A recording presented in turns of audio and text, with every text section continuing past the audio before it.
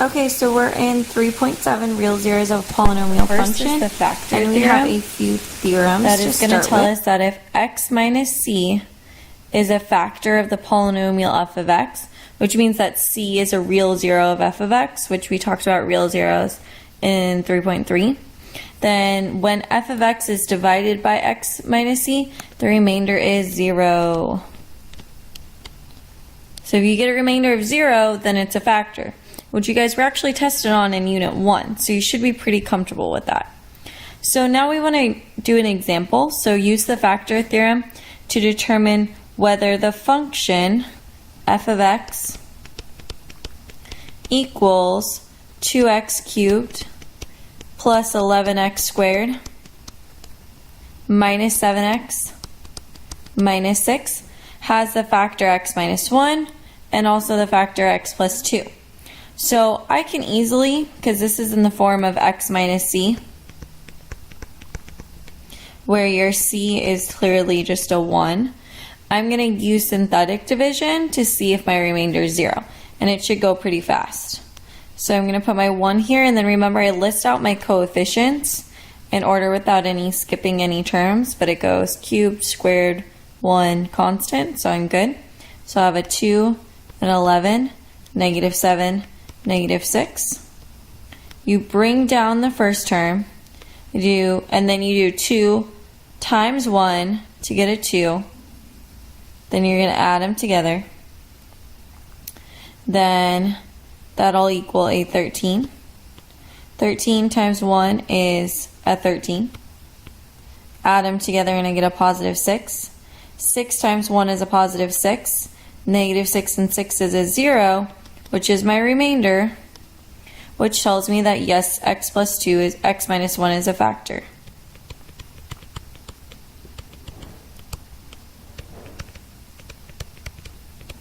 And you could then write it out, or write the polynomial out again as x minus 1 times, now these are your coefficients, and you go down 1 degree. So we started with cubed, so now it'll be a 2x squared. Oh, I wrote cubed, my bad. So 2x squared plus 13x plus 6. So now we're going to do the same thing to see if x plus 2 might be another factor.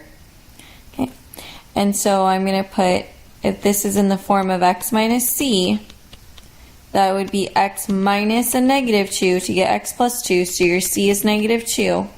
Make sure you take note of that. So I'm going to plug in negative 2, and again my coefficients are 2, 11, negative 7, negative 6. I bring down the first coefficient, so I bring down the 2. Then I multiply 2 times negative 2, negative 4. Then I add, so I'm going to get a 7.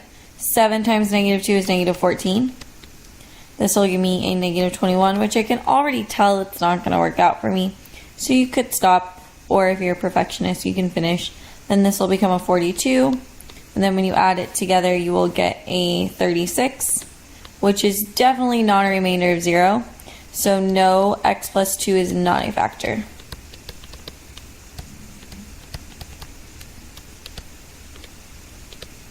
Okay. So that should have been a little bit of review from before. So now let's get into some new stuff. Okay. So now we're talking about polynomials. Okay, so long drawn out polynomials. So a polynomial of degree n, okay, that means degree n is the biggest exponent in the polynomial, and so it'll have at most n real zeros. So we're going to let f be a polynomial of the form, I believe it's a to the n x to the n plus a to the n minus 1 x to the n minus 1 all the way down to, sorry guys, lost my page,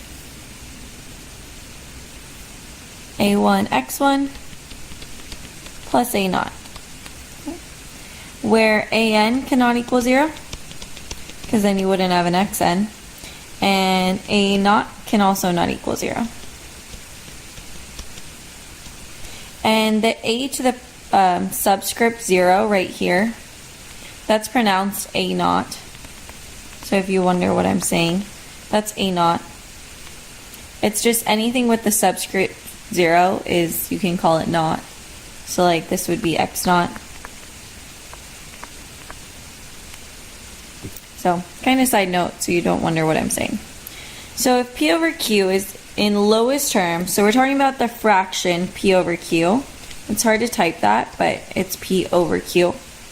In lowest terms is a rational 0 of f, then p must be a factor of a naught, so our last term, and q must be a factor of an, which is the leading coefficient.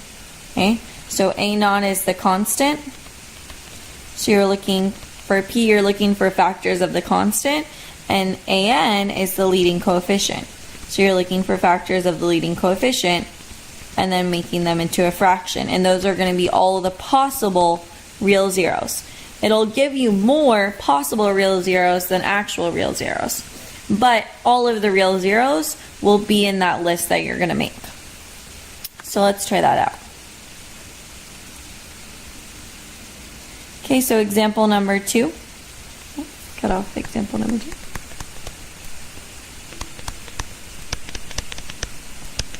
We want to find the rational zeros of the polynomial f of x equals 2x cubed plus 11x squared minus 7x minus 6. So I want to find, my first step is to find p and q of the function by listing out their factors. Okay. So I know my p comes from my a naught,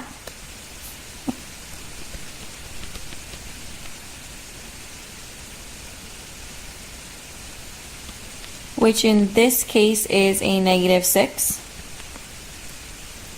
and your q comes from your an, which is in your leading coefficient, which here is 2.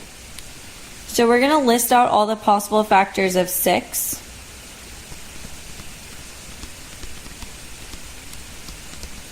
Or actually -6. So the sum possible factors of -6, well, we can obviously have plus or minus 1. 2 is a factor, so plus or minus 2. You could have plus or minus 3. And you also could have plus or minus 6. And that's all the factors of -6. So then you can have possible factors of my an. So 2 is a little easier. We only have plus or minus 1 and plus or minus 2. And you're only listing the integer factors. I don't really care about the rational fraction factors. I only want the integer factors. So now let's put them over each other. So now together, okay, these are all your p's. And these are all your q's. So now we need to list p over q. So I'm going to start with my first p and put it over both the q's. So you can have plus or minus 1 over plus or minus 1. You could have plus or minus 1 over plus or minus 2. You could then do the same thing with plus or minus 2 over plus or minus 1. Plus or minus 2 over plus or minus 2. Then I'll do that with 3. Plus or minus 3 over plus or minus 1. Plus or minus 3 over plus or minus 2. And then 6 could be over 1. Plus or minus 6 over plus or minus 1. And plus or minus 6 over plus or minus 2. So now let's simplify those a little bit. This will just become plus or minus 1. Okay, so your possible p's over q's now. You have plus or minus 1. Plus or minus 1 over 2 will just become plus or minus a half. So that means you have positive half, negative half. Positive 1 and negative 1. Plus or minus 2 over plus or minus 1 will just become a plus or minus 2. So I'm just reducing these. Plus or minus 2 over plus or minus 2 becomes a plus or minus 1, which we already have. Plus or minus 3 over plus or minus 1 becomes a plus or minus 3.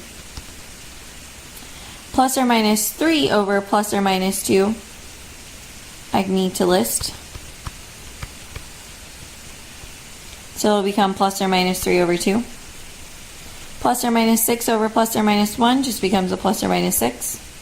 And plus or minus 6 over plus or minus 2 just becomes a plus or minus 3, because 6 over 2, 3. I already have 3 listed, so I'm done. Those are all my possible zeros, okay, listed out.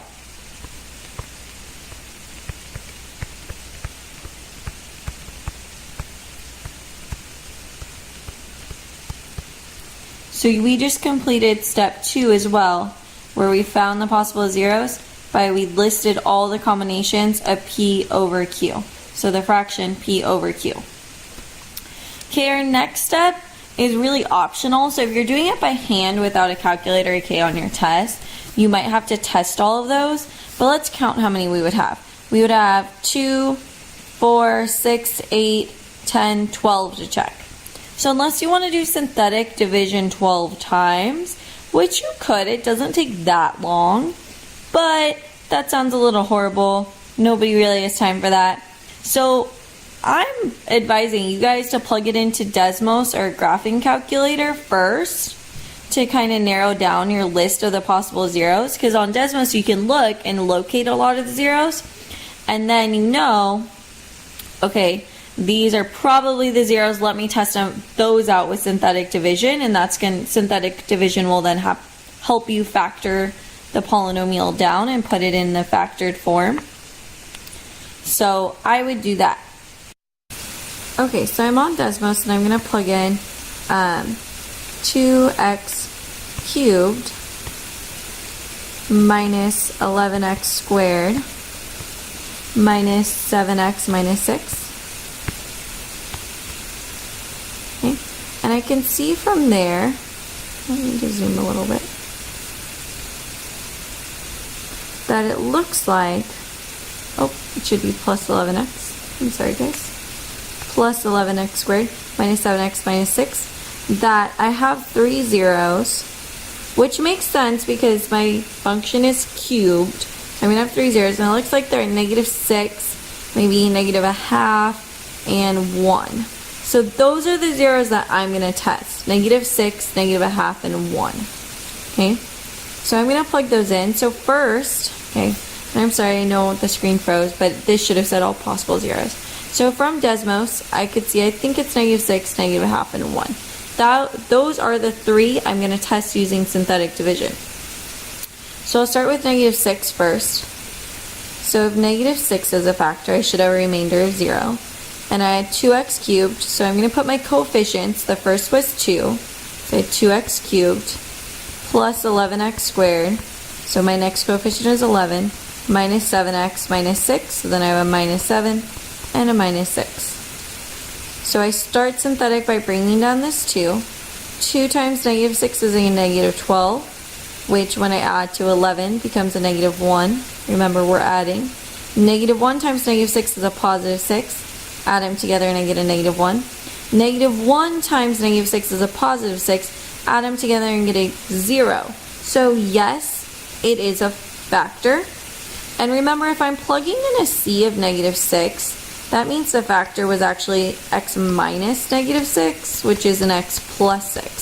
So negative 6 is a 0 of x plus 6. So now I can factor this down to x plus 6 times 2x squared, because I'm down 1 degree for my exponent. I started with a cubed when I was dividing. Now I'm down to a squared, minus x minus 1.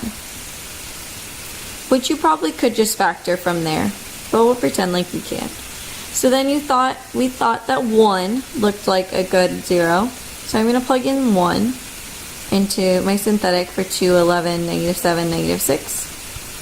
So I bring down my 2. And then I get 2 times 1 is 2. Add them together and that's 13. 13 times 1 is 13. Add these together and I get a positive 6. Times 1 is a positive 6. And a 0 is my factor. So I know that is a factor. Okay. So then I would have x plus 1 times 2x squared plus 13x plus 6. But that doesn't really help me get any further factored. So what you could have done instead of plugging it into my original, I could have plugged in to this factored right here. Because if I already pulled x plus 6 out, and if x plus 1 is a factor, it's going to be a factor of this bigger part left over. So let's do that instead and see what I would have left. So my coefficients of that are 2, -1, and -1. So I'll bring down a 2. 2 times 1 is 2. Add it together is 1. 1 times 1 is 1. And a 0. So then, from there, I could see that my factor would be x plus 6 again. If 1 is my c, remember it's x minus c, so that would be x minus 1 as a factor. Times a new coefficient of 2, so 2x plus 1. Which makes sense, and now I don't even need to do synthetic on the -1/2, because if I have 2x plus 1 as a 0, 2x plus 1 would equal 0. If I solve, I get that x equals -1/2. So those 3 zeros of x equals -6, 1, and -1/2 work for this factored down form.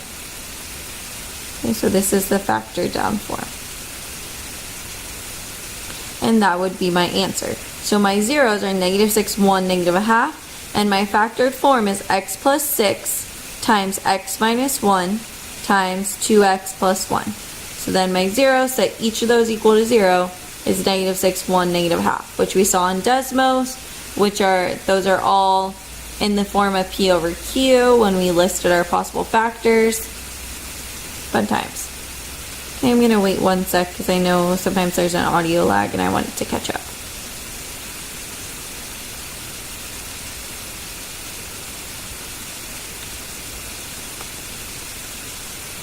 Okay, last concept left in this lesson is the intermediate value theorem, which actually is a really important theorem for calculus. So please make sure that you are understanding it here, because you're going to use it in calc. A lot of your free response, you might have to say, by the intermediate value theorem, I know this. Okay, so it's a lot of language, but it's a really simple concept. It's if A is less than B. So we're just saying two x values, one is bigger than the other. It doesn't matter which one. And f of A and f of B, so their corresponding y values, have opposite signs. So one's positive and one's negative. Then there has to be at least one real zero between the x values A and B. So on a graph, that's a little easier to understand. It's just saying you have some x value A and some x value B, and we just decided A is less than B. So then you have some point that's A f of A, which means that if f of A is up here, it's going to be positive. So then if I have B and f of B, and f of A and f of B have opposite signs, that just means that f of B is negative. So if I'm connecting a point that has a y value positive and a point that has a y value negative, which if they're on the same graph, they're going to be connected at some point, then there's no way to connect these points without crossing the x-axis, which is all it's saying, because when you cross the x-axis, that's where you have a real zero. So it's just saying that if one y value is positive, one is negative, at some point you have to cross the x-axis, which means that at some point between those two numbers, you're going to have a real zero. That's all. And it could cross in more than one place, which is why it said it has at least one real zero.